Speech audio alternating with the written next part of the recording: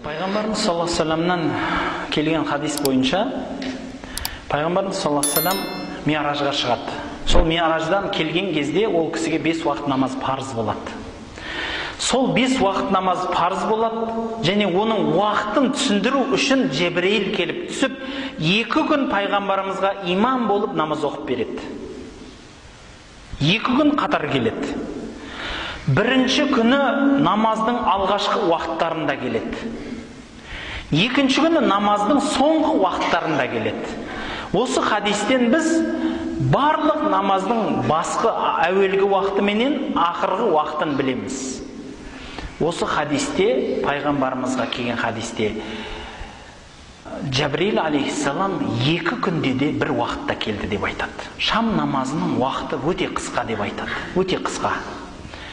Біздің өлкеміздегі осы Мауараннахр ғалымдары осы біздің өлкеде 40-50 минут уақытында ғана уақыты бар деп айтады ұстаздарымыз.